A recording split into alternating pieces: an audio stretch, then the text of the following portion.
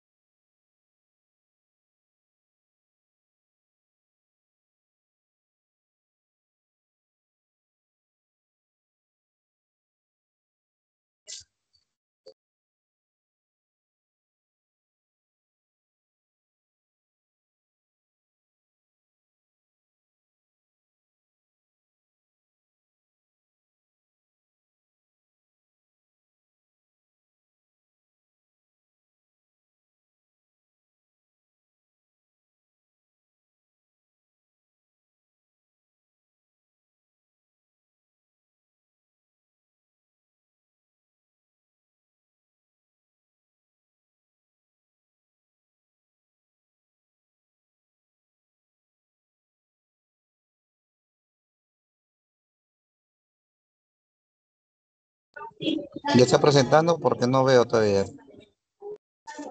¿El resto ve? Ahora sí, recién estoy viendo su pantalla.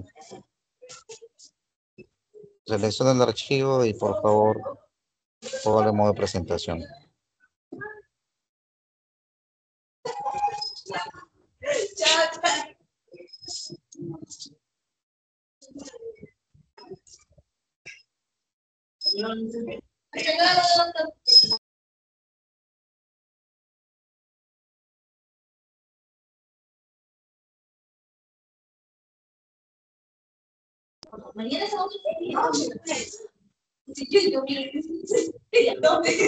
Sí, ¿te tiene problemas con su equipo?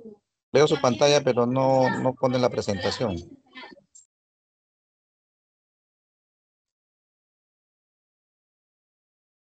Perdón, doctor, es el internet.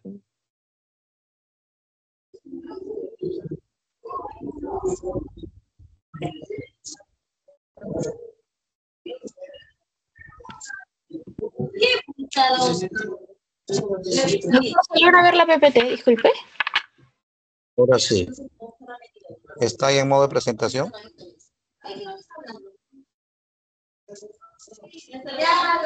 Ok, ahora sí. Bien, iniciemos por favor porque ya estamos con retraso de más de 10 minutos.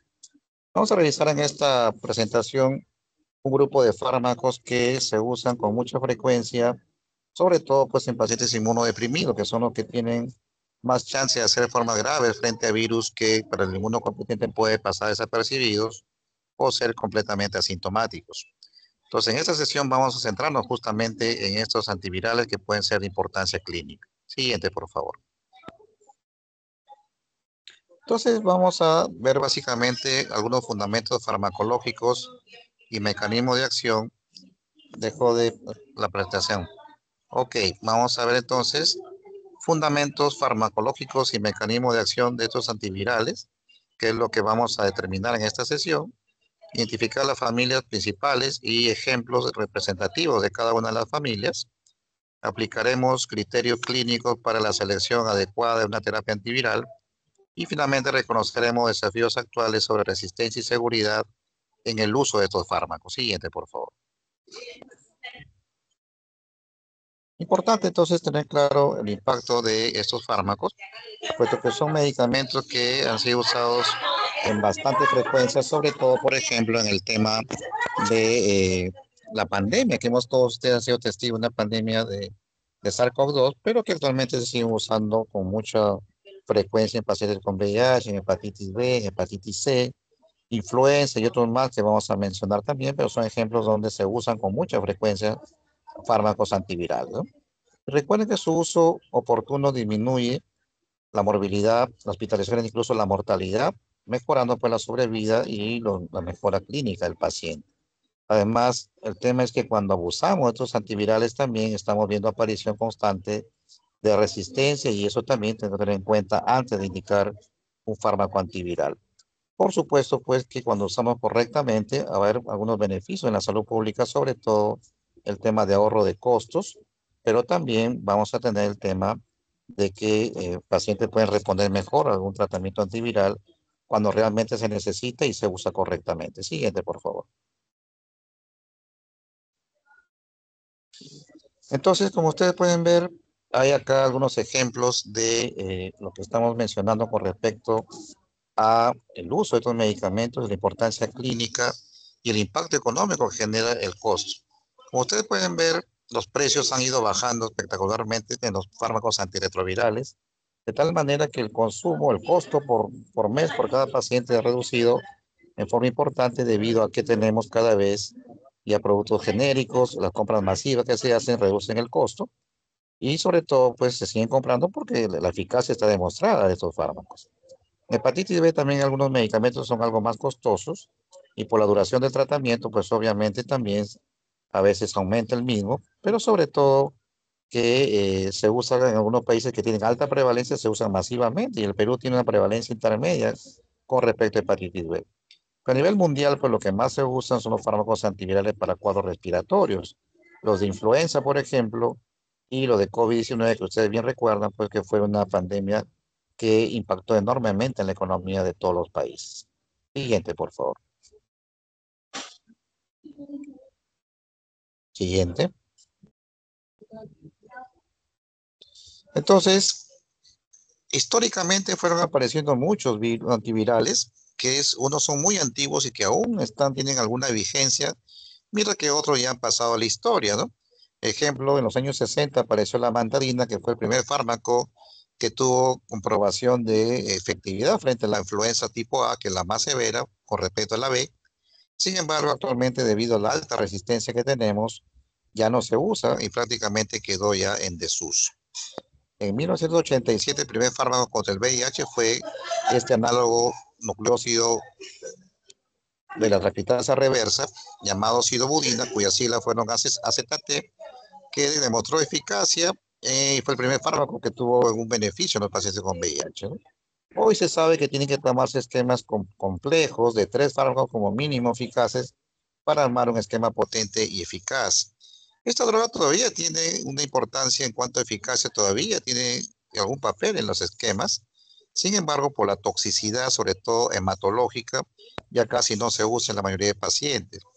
A nivel mundial, en los países desarrollados hace varios años que ya no usan sidobudina. En otro país todavía algunos lo utilizan porque, repito, todavía es eficaz, pero por la toxicidad se usa cada vez menos, pero debido a la escasez de fármacos a veces se echa mano de ella temporalmente para que el paciente no deje de tomar su medicación, que ustedes saben que debe ser de por vida. Y esto pues obviamente impacta a veces en el tema del número de tabletas y puede impactar también en la adherencia al tratamiento. Y esta terapia antirretroviral actualmente, como le dije, son 3 o más drogas y que vienen combinadas que facilitan la adherencia. Ahora se toma una sola tableta en el esquema actual del MINSA y eso hace pues que obviamente el paciente tenga mejor adherencia y por supuesto su pronóstico mejor, ¿no? Siguiente, por favor. 2013, y esto es algo histórico porque la hepatitis B anteriormente se usaban fármacos que no son específicos realmente, ¿no? El primero que usaron para hepatitis C fueron, por ejemplo, el interferón pegilado, la ribavirina, que son medicamentos que se usan para otras infecciones incluso, puesto que no son específicos. Pero a partir del 2013 aparecen ya algunos fármacos que son básicamente específicos para la hepatitis C, como los inhibidores de proteasa, como telaprevir, simeprevir, boceprevir. Sin embargo, pues también por su alta toxicidad y número de tabletas que eran bastante abundantes, pues la adherencia también no era tan buena. Actualmente ya tenemos fármacos combinados que están haciendo una revolución en el manejo de la hepatitis C, que vienen 2 medicamentos en una sola tableta para tomar una diaria solamente por 12 semanas. Y realmente con eso se ha conseguido en muchos casos curar la enfermedad de hepatitis B, hepatitis C, perdón, o incluso erradicar al virus. Y eso es una ventaja importante. En su momento fueron medicamentos altamente costosos, pero ahora por el uso masivo y la aparición de los genéricos, el costo se ha reducido también en forma importante. Y en 2020, pues se recuerda que aparecieron algunas drogas de ensayo clínico que se usaron en COVID, como Remdesivir y el Molnupiravir, que llegaron a tener algún papel en el manejo de este virus. Sin embargo, pues obviamente por la premura de tener un fármaco eficaz, pues no se completaron adecuadamente todas las fases o ensayos clínicos, ¿no? Pero finalmente algunos de ellos fueron aprobados justamente porque se vio alguna evidencia de eficacia. Siguiente, por favor. Entonces, es importante tener claro lo que es un antiviral, que es un fármaco que tiene selectividad específica frente a este grupo de microorganismos llamados virus. Y hay dos cosas importantes que tienen que tener en cuenta en cuanto a las características de un antiviral. Son características obviamente farmacológicas, ¿no? La primera es que tienen que tener la capacidad de ingresar al intracelular. Recuerden que los virus no viven fuera de una célula, se inactivan o se destruyen. En cambio, si el paciente, si el virus logra ingresar a una célula, entonces lo que va a suceder es que el medicamento también tiene que ingresar ahí para poder actuar justamente frente a estos virus. O sea, tiene que tener la capacidad de ingresar al intracelular, la primera definición de un antiviral. Y segundo, recuerden que el antiviral actúa solamente en los virus que están en crecimiento activo. Es decir, dentro de la célula, si está en multiplicación, está usando material genético, en ese momento es donde ingresa pues el antiviral y logra pues causar el efecto deseado. Porque cuando estamos en multiplicación viral y está haciendo ese material genético, obviamente vamos a encontrar ahí algunas, algunas características importantes sobre el tema de algunas enzimas que actúan justamente en esa replicación viral. Es el segundo concepto, los antivirales funcionan solamente en virus que están en replicación viral. Eso es importante que lo tengan en cuenta. Siguiente, por favor. Y entonces, eso justamente es lo que tiene que tener claro, inhibición de la entrada viral, actúa a nivel de la inhibición de la liberación del virus, una vez que se multiplicó en la célula antes de expulsarse, inhibe la replicación y finalmente inhibe el ensamblaje de estos viriones nuevos en nuevas células que quieran invadir. A esos niveles actúan los antivirales. Sin embargo, repito, todos como ven están en fase de replicación viral. Si están en estado latente, el antiviral no funciona y por lo tanto no deberían usarse. Eso es importante que lo tengan en cuenta. Por eso el ejemplo que coloco sobre esto es el tema de el herpes genital, el herpes viral. Cuando hay lesiones activas, ahí se recomienda hacer el inicio de tratamiento precozmente en las primeras 24 horas idealmente. En cambio, si ya pasó el cuadro de las lesiones y está en estado latente, ya no deben tratar porque ahí está el virus que no está en replicación, por lo tanto no justificaría usar el fármaco en ese estadio. Siguiente, por favor. También importante ver el tema de algunos ejemplos. Y aquí pongo la clasificación porque no hablaremos de todos, pero es importante mencionar que hay antivirales de amplio espectro que se usan en varias situaciones. Como mencionamos, la ribavirina funciona para varias infecciones virales. Algunos son más específicos, por ejemplo, los inhibidores de neuraminidasa que solamente se usan para influenza tipo A y tipo B. Los inhibidores de proteasa, que hay muchos ejemplos, sobre todo en VIH actualmente son los que se están usando, como lopinavir, ritonavir. Y la de plaquetasa reversa, hay dos análogos nucleósidos como siloburina, tenofovir, lamivudina, bacavir, entre otros. Y los no nucleosídicos como efavirenz y también el tema pues de la nevirapina, que ya no está disponible actualmente, ¿no? Inhibidores de polimerasa, acuérdense de eso, hay varios como sofosbuvir, remdesivir, que inhiben la enzima que replica el ARN y que pasa a ADN. También inhibidores de entrada, que ejemplos el Maraviroc. Y entonces, estos son, y los últimos aquí no aparecen, pero también en VIH tenemos los inhibidores de integrasa, que como ejemplo principal tenemos al dolutegravir, que también son fármacos que tienen amplio espectro y que además tienen una barrera genética bien alta. Barrera genética significa que el antiviral, para que se vuelva resistente al virus que ataca, este tiene que tener muchísimas mutaciones para poder hacerse resistente. En cambio, hay antivirales que con una sola mutación ya el germen se hace resistente al antiviral y eso obviamente no es bueno en el manejo clínico de los pacientes, ¿no? Siguiente, por favor. Entonces, recordar cómo es el mecanismo de que el virus empieza a replicarse, ¿no? Repito, para que funcione el virus y sobreviva, tiene que unirse a una célula. Ingresa a la célula, tiene que tener esa capacidad de ingreso, y entonces algunos antivirales actúan a ese nivel, inhiben o bloquean los receptores virales o celulares para impedir que se adhiera a la célula inicial. Ese es un mecanismo de acción. Otros, en cambio, evitan que el virus ingrese por endocitosis, evitando el ingreso del virus al citoplasma, donde se va a multiplicar. Otra, otra fase es la replicación genómica, es que algunos de los que logran ingresar al citoplasma, algunos antivirales evitan que las enzimas virales empiecen a copiar ARN o ADN, entonces se evita la replicación ya dentro de la célula.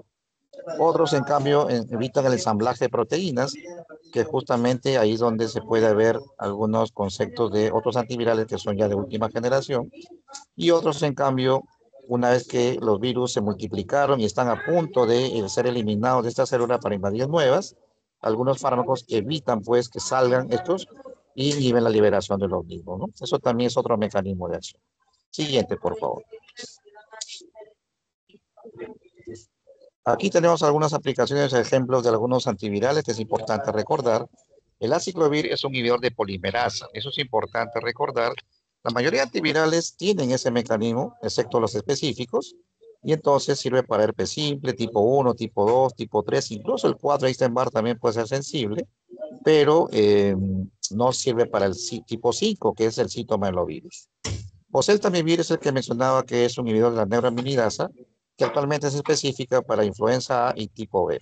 Sin embargo, ya existe otra droga nueva que se llama peramivir, aunque no es tan nueva, hace varios años fue aprobada, de uso intravenoso para las formas graves de neumonía por influenza tipo A. Tenofovir es un antiviral inhibidor de transcriptasa reversa o inversa, análogo nucleótido que sirve para VIH y para hepatitis B. Tiene una alta eficacia frente a estos dos virus. Y por eso se usa tenofovir en los esquemas combinados de terapia antirretroviral. Y si el paciente tiene además coinfección con hepatitis B, en su esquema TAR siempre debe haber el tenofovir en ese esquema. Sofosbuvir es un medicamento de la polimerasa NS5B que está hecho contra la hepatitis C. Y existe otra droga más que es el inhibidor de la 5S, NS5B, 5A, perdón, que en combinación van a hacer los tratamientos de esquemas de elección en hepatitis C. Y como les dije, son fármacos que se usan por 12 semanas y que pueden curar la hepatitis C, incluso pueden erradicar al virus. Redesivir también ya lo mencioné, es inhibidor de polimerasa y se usa básicamente contra el COVID-19 grave, que en algunos casos de reporte hubo mejoría clínica. Siguiente, por favor. Entonces, acuérdense, puntos esenciales para optimizar el uso de estos antivirales. Recuerden que la absorción principalmente es por vía oral, aunque algunos que tienen mala absorción necesitan usar necesariamente la vía intravenosa. Recuerden también que según la liposolubilidad y la unión a proteínas, también va a depender la concentración del medicamento. Entonces hay pacientes que tienen problemas de hipoalbuminemia y puede haber problemas.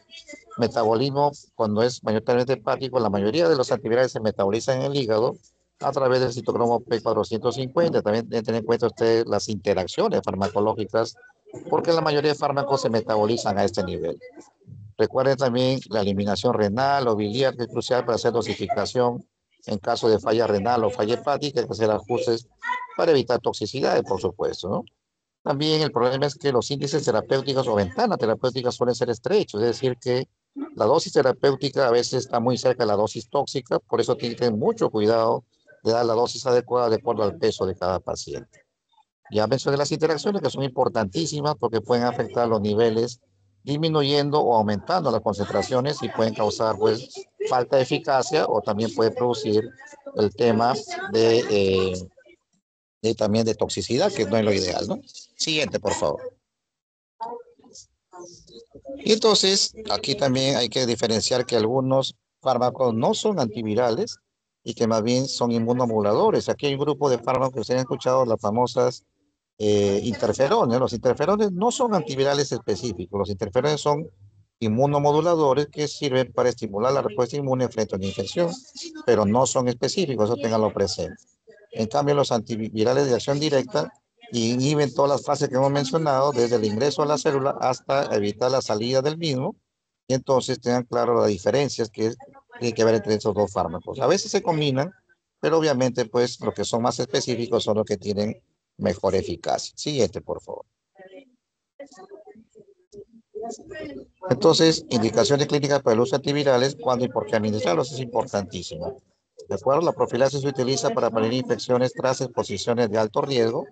Estas son pocas excepciones. Los antivirales se usan profilácticamente en casos graves, como por ejemplo exposición al VIH, un riesgo de exposición ocupacional o contacto sexual de riesgo, se debe usar de todas maneras. Pero también el tratamiento agudo busca reducir los síntomas y complicaciones durante infecciones virales activas. Y el caso clásico es el del herpes, ¿no? Que hay que usarlo el primero o segundo día máximo para mejorar su eficacia. El manejo crónico realmente no se recomienda, excepto pues en las infecciones crónicas como la hepatitis B para prevenir el tema de la progresión a cirrosis o hepatocarcinoma, y el VIH pues obviamente que dijimos tratamientos de por vida. También tener cuidado que algunos tienen interacciones o que tienen que evitarse el uso de embarazo, algunos son teratogénicos y hay que tener claro ese concepto de riesgo en este grupo de pacientes. Siguiente, por favor. Entonces, existe uso de antivirales en muchas especialidades. Infectología, pues obvio que a la cabeza tenemos el tema de tratamiento de VIH, hepatitis B y C, pero también se usan otros en pediatría que también usamos nosotros para el citomegalovirus, para el tema también de la varicela, ¿no? Pediatría también indica para herpes zóster y ahora está de moda también vacuna para prevenir justamente el herpes, para tratar de evitar el uso de antivirales en la tercera edad. Oncología, por supuesto, va a usar muchos antivirales para sobre todo algunos virus emergentes que aparecen después del tratamiento con las quimioterapias. En general, pues cada vez que aparecen brotes o pandemias, siempre hay antivirales para tratar de limitar la transmisión, con un modo, pues, de alguna manera limitar el daño que puede causar un brote epidémico o incluso una pandemia. Siguiente, por favor.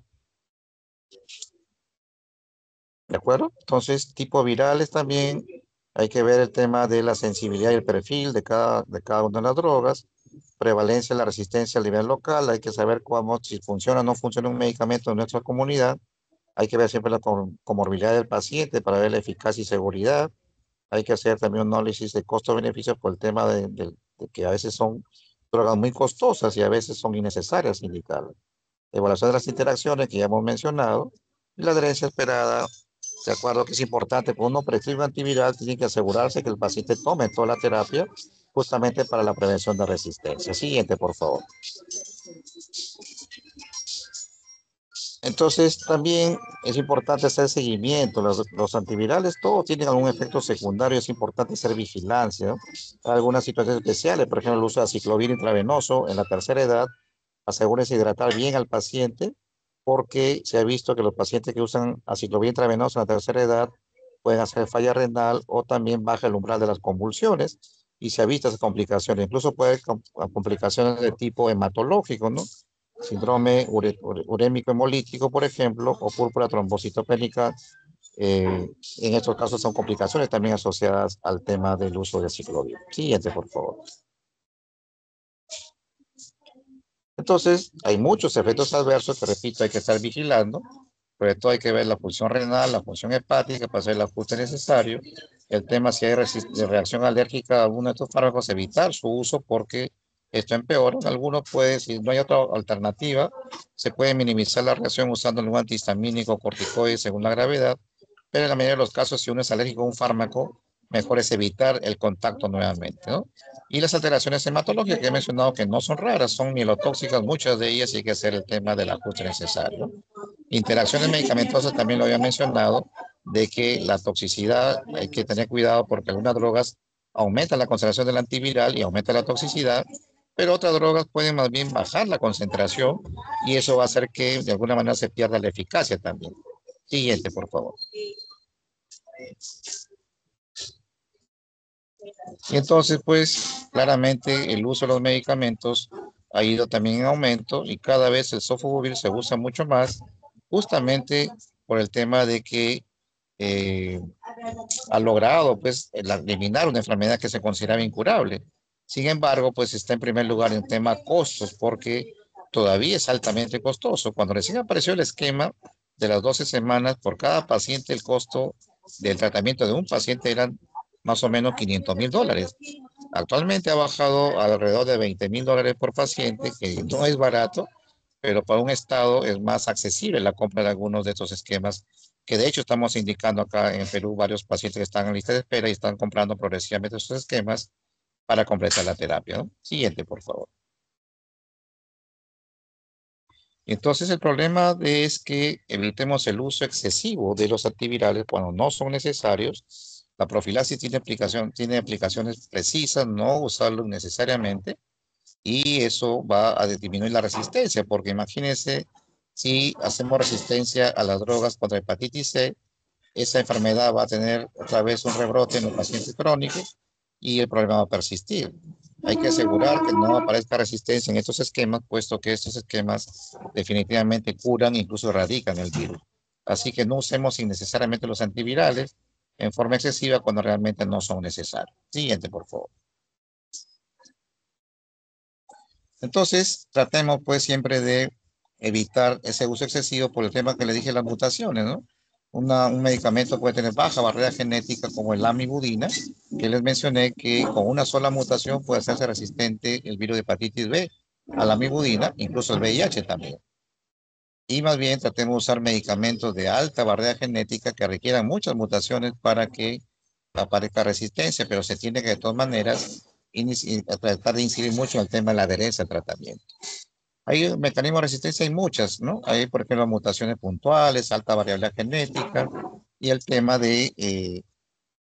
también de este que le llamamos bomba de expulsión. Es un mecanismo en el cual se parece más o menos a lo que pasa en las bacterias, en los cuales ingresa el medicamento dentro de la célula, inmediatamente es expulsada, entonces ya no actúa donde debe hacer. Estos son tres de los famosos mecanismos de resistencia que aparecen en los antivirales y hay que evitar cuando uno, pues obviamente, cuando uno, por supuesto, pueda de alguna manera evitarlo. Siguiente, por favor.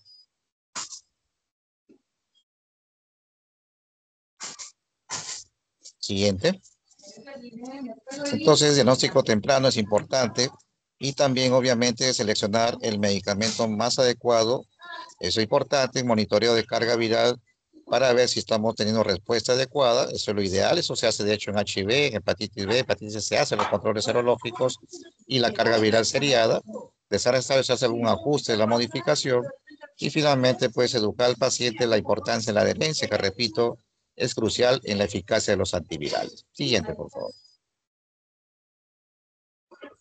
Lo que tenemos que evitar justamente son errores comunes que solemos hacer. Por ejemplo, uso empírico si no tienen confirmación del diagnóstico, ¿no? Excepto que haya una fuerte sospecha clínica, se puede dar tratamiento empírico, pero lo ideal es que tengamos la confirmación diagnóstica.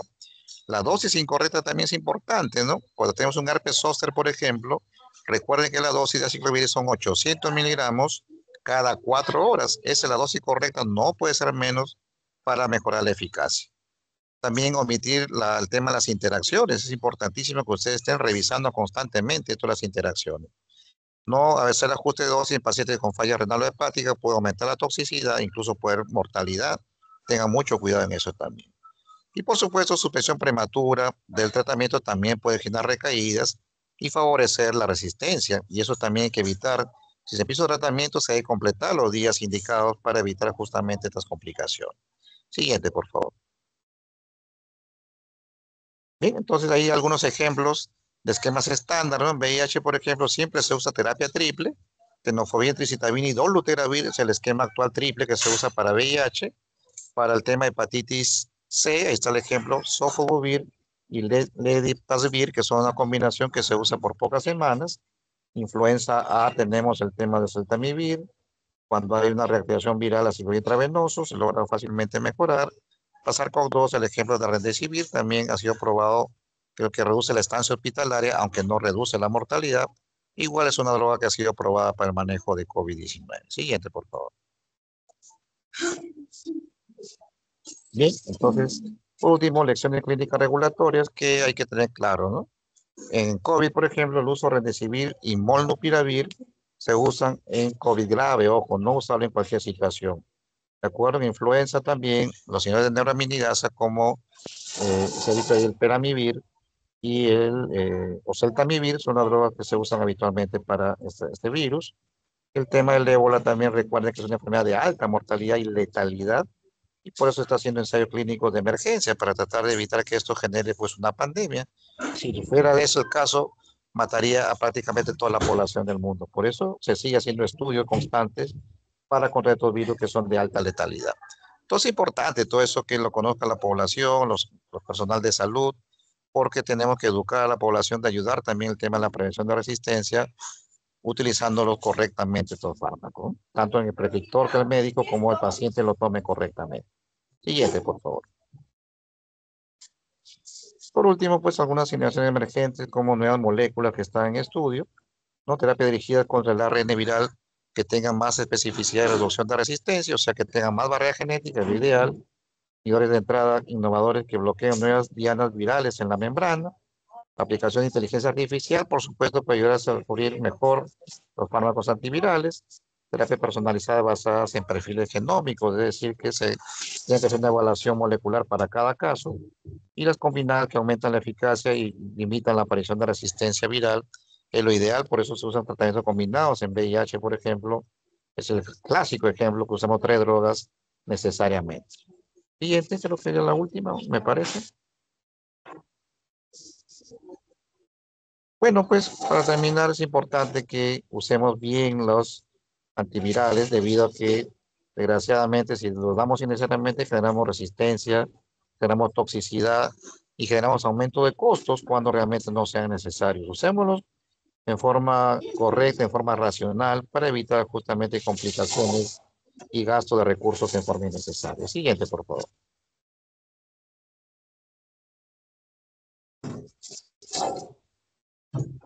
Bueno, finalmente, pues, lamentablemente el acceso a las drogas han sido un problema debido al tema de los países pobres, son los que siempre han tenido menor acceso a la droga y básicamente ahora tenemos un aumento del acceso, pero aún así hay regiones que todavía tienen baja accesibilidad, como es el caso de África, por ejemplo, en comparación con Norteamérica o con Europa, todavía tenemos déficit de muchos fármacos que aún no llegan al país. Lamentablemente, pues es una realidad que tenemos que aceptar. Siguiente, por favor. Y también, pues, importante la regulación, el seguimiento. Una droga siempre se sigue evaluando constantemente y cuando un paciente va a tomar un antiviral, siempre se debe firmar un consentimiento informado, explicándole las ventajas, pero también las desventajas y riesgos que hace que uno tome un antiviral y el paciente decide finalmente, pues, firmando la autorización para usar el medicamento. Pero también se usan, pues, en ensayos clínicos, no hay antivirales que están en prueba y entran en ensayos clínicos, el paciente firma la autorización si desea ingresar al estudio para ver la eficacia y seguridad generalmente de nuevas drogas antivirales que van a aprobarse próximamente. Siguiente, por favor. Entonces, recomendaciones del uso clínico, promover el uso racional, ya hemos mencionado, no abusar de ellos, un monitoreo constante de la eficacia, actualizar de personas constantemente sobre los avances del uso de estas drogas, sobre todo basándose en guías nacionales e internacionales, el trabajo multidisciplinario para hacer un manejo integral, porque esas infecciones virales son muy graves y requieren más de un especialista, y siempre tener guías internacionales para poder optimizar correctamente el manejo y la eficacia que uno espera tener con el tema de estos antivirales y prevención de resistencias también. Siguiente, por favor. Bueno, ahí están algunas referencias bibliográficas que se toman en cuenta para esta presentación, pero en general es un panorama que ustedes tienen que tener en cuenta para que usen correctamente el antiviral y no usemos innecesariamente, pero si decidimos usarlo, si está justificado, usemos la dosis correcta, el tiempo correcto y asegurar que el paciente también tome, mejorando el tema de la adherencia, que es vital en el tema de la respuesta clínica, ¿no?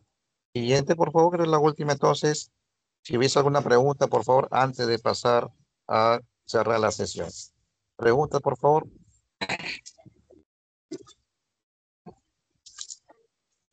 ¿Todo claro?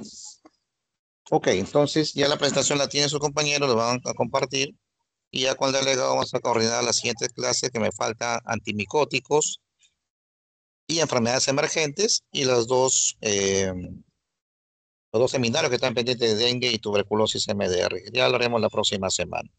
Si no hay preguntas, les agradezco por la atención. Gracias y muy buenas tardes. Doctor, muchas gracias. Hasta luego.